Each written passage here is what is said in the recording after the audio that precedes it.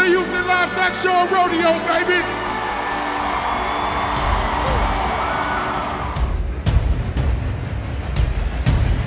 This is the blackest day of my life because I bring blackness to a place for many years did not allow the full expression of blackness. Today we get to do that. We don't have to wear boots if we want to. We don't have to say howdy y'all if we want to. It's because we choose to. Today we can be as unabashedly black as we like to.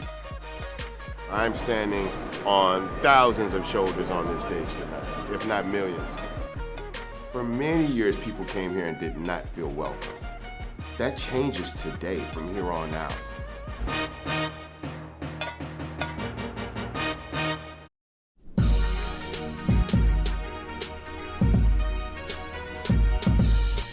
This is the 90th anniversary of the Houston Livestock Show and Rodeo, and I'm the first black man from Houston to headline this. To be able to be on this rodeo stage in Houston in front of your fellow Houstonians, it's a moment that's almost too big for words. It's only a dream come true, I think, if you're a country artist, because really only country artists up until now even had the possibility of being on that stage.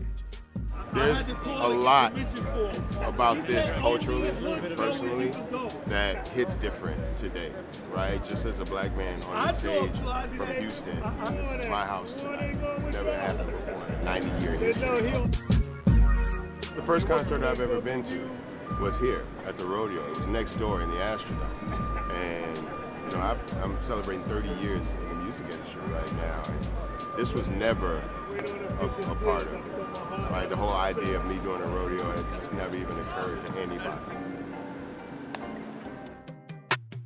I've always been excited about the rodeo, but to know that Black Heritage Day is like now in the forefront, sometimes the most looked forward to day in the rodeo, is so awesome.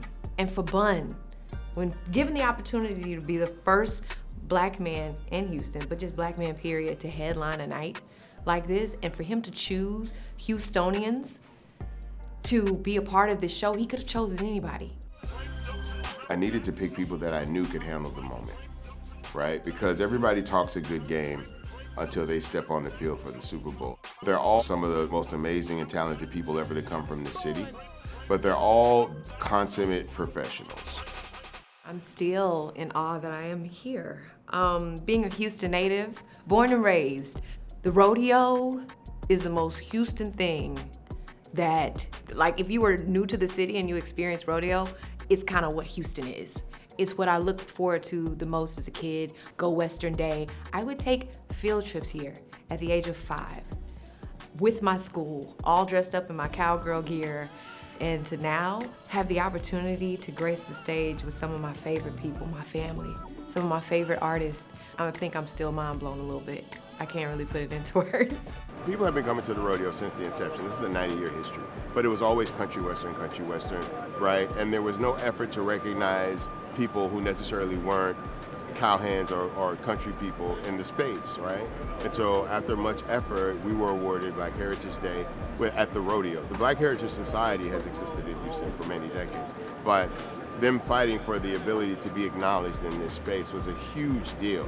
And over the years, we've had many different people we represent in this room, but never local. Like even when Beyonce was booked here, Beyonce was not booked because she was a Houstonian. That was like the icing on the cake that she just happened to be a Houstonian. But she got booked because she's one of, if not the largest artist in the world.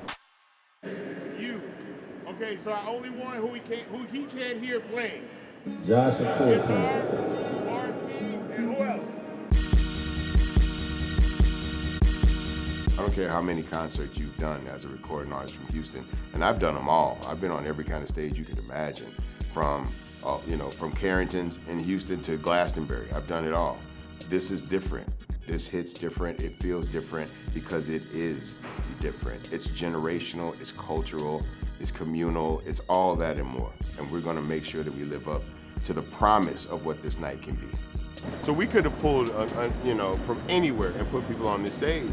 And my wife was like, it'd probably be easier if we just did Houston people, because then we wouldn't, you know, the logistics and all of that. She's like, probably be easier just do Houston. And she's like, I think Houston will come out to see Houston. 71,000 tickets later, here we are.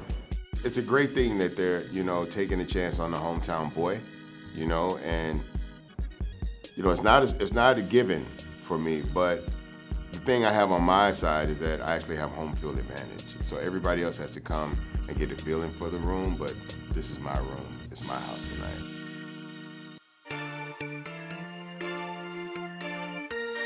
The term itself, cowboy, referred to the black cow hen. White cow hens were referred to as cowpokes. So the idea of the term cowboy is a black term. It's our term. We were the original cowboys. We did all the hard work on the farms and on the ranches when it came to livestock. We've all seen pictures of cowboys in our school books and, you know, on the walls, especially here in Texas at our schools, and they didn't look like us. But to know that there was someone like me, someone that looked like my grandfather, someone that looked like my father, who has been doing this for just as long, had their own farm, had their own land. I hate that it's taken this long to get here, but I am grateful that we're finally here. I wish that there would have been someone that looked like my grandfather or my father in my textbook, and it wasn't, but I'm glad that now that I have children, it'll be in theirs. Solange Knowles did a really amazing job of capturing black cowboy lifestyle and aesthetic. And because she's such a prolific performer and an amazing entertainer, but also a true visionary, she was able to present the culture of Houston and the black cowboy in a way that people really had never seen and even thought to appreciate. So I know for here and for most people, this newfound appreciation comes almost directly from her wanting to bring light to it. We want to make sure that we continue to do justice to the idea of the black cowboy. Older black people, like the grandmothers and grandfathers, it's hitting different for them because they've been coming to the rodeo since before we had Black Heritage Day. So they know how hard people in the city had to fight even to be acknowledged in this room, to much less being a headline. I'm standing on thousands of shoulders on this stage tonight, if not millions.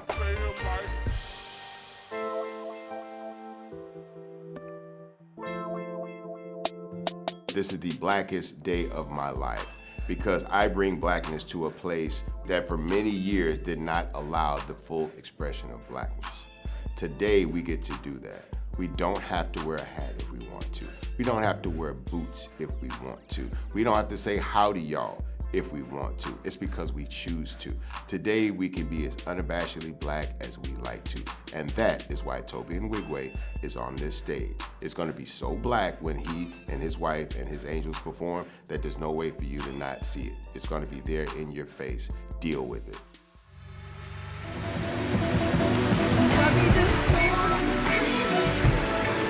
Cause I really wanna be with you. You alone, you alone. Roll your head and Ardula. I keep them talking and I'm rocking from left to right. Looking fly, so fly with the twister roll.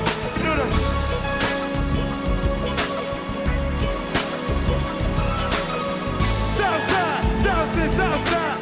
I'm celebrating Keke tonight. Being from the south side of Houston, Texas, I feel like he was one of those Houston artists that didn't get their international just due.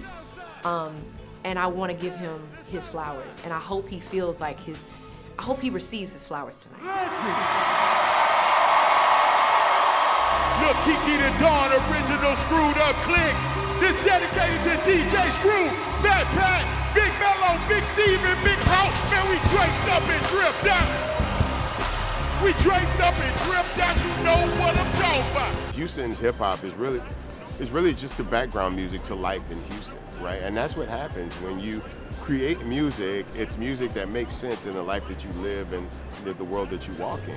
And so that's what Houston hip hop does. It makes living in Houston make a little bit more sense, right? Because now you have someone that is basically talking about the stuff you go through on a daily basis, the streets you drive down, right? The kind of cars people drive. Everything about the city that you love is right there in the music. And that's the deeper connection that we build with people in this city. Everything about us and our culture is so cool, and it's truly American in every sense of what we like to present this country as, you know what I'm saying? Coming here, most people came by choice. We didn't, but it's still a place where you could make something out of yourself given the opportunity. And black people, in spite of every single condition that has been set for them to not achieve, they've been able to excel.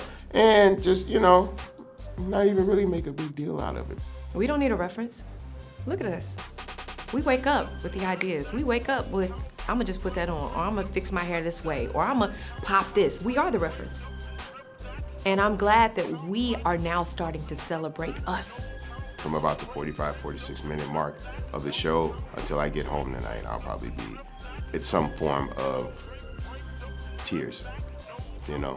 It'll go from sadness to remembrance and dealing with grief in the moment to just, you know, cause a celebration and just looking at this 30-year milestone that I made it to and the culmination of all the hard work, blood, sweat, and tears, and you know, trials and tribulations that we went to. We made it, because if we had quit at any other point, we wouldn't be here today. People will have a different frame of reference for what the Houston Livestock Show Rodeo is and how crazy it is that we get to do this here. As people see this show and start to go back and do the research on the rodeo and see exactly when Black Heritage Day was started, and you know, just this is the 90th anniversary of the Houston Livestock Show and Rodeo, and I'm the first black man from Houston to headline this.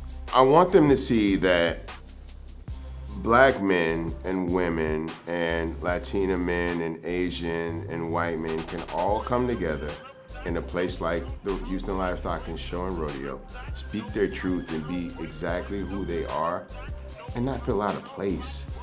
That's the most important thing. It's not just that they let us come here and do this. We feel comfortable here. That took 90 years, right? Because for many years, people came here and did not feel welcome. That changes today from here on out. God bless you, A-Town. Good night.